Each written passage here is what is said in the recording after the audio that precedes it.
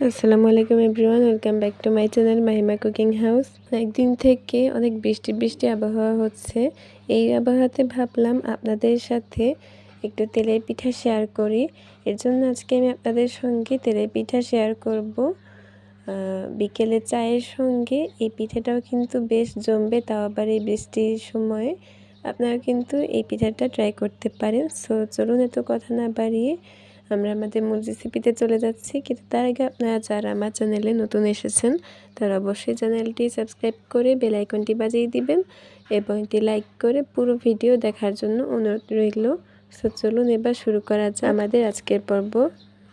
So ফার্স্টে আমি একটা মেশিন বলে লবণ স্বাদ মতো নিয়ে নিয়েছি, তারপর চিনি আমার পরিমাণ মতো নিয়ে নিচ্ছি। মিষ্টির পরিমাণটা আপনারা কে কতটুকু খাবেন সেটা আপনাদের পছন্দ মতো বুঝে দিবেন। তারপর এখানে একটা ডিম দিয়ে দিলাম, তারপর এখানে আস্ত জিরা দিয়ে দিলাম স্মেলের জন্য। আপনারা কিন্তু চাইলে এখানে গুঁড়ো দুধ, তরল দুধ এগুলো অ্যাড করতে পারেন, তাহলে কিন্তু পিঠাটা আরও টেস্টি হবে।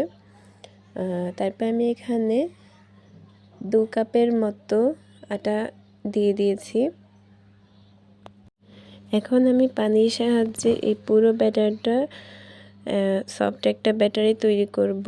আপনারা কিন্তু এখানে চাইলে তরল দুধ দিয়েও এটা মেখে নিতে পারেন, কিন্তু আমি আজকে আপনাদেরকে পানি দিয়ে তৈরি করে দেখাচ্ছি। একদম সফট একটা ব্যাটার তৈরি করতে হবে। তারপরে এটা ভালো করে মিশিয়ে নেওয়ার পরে তারপর একটা প্লেট দিয়ে ঢেকে কিছুক্ষণের জন্য রেখে দিব। এতে করে এই ব্যাটারটা আরেকটু সফট হবে। এরপরে আমি 10 থেকে 15 মিনিট পরে ঢাকনাটা উঠিয়ে তারপরে আরেকটু সুন্দরভাবে ব্যাটারটাকে গুলিয়ে নিব। তারপরে চুলায় তেল গরম করে নিয়েছি।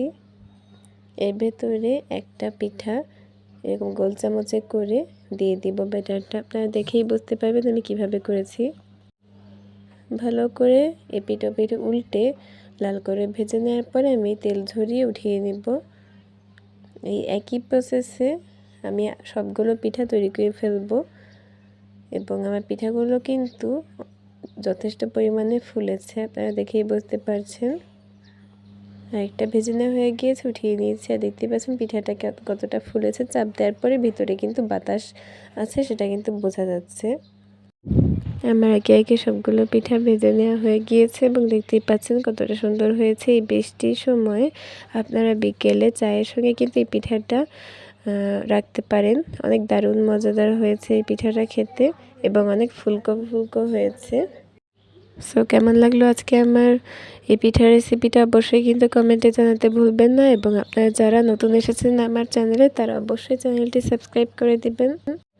এবং এতক্ষণ পর্যন্ত যারা আমার সাথে ছিলেন, পুরো ভিডিওটি দেখেছেন, তাদেরকে অসংখ্য ধন্যবাদ।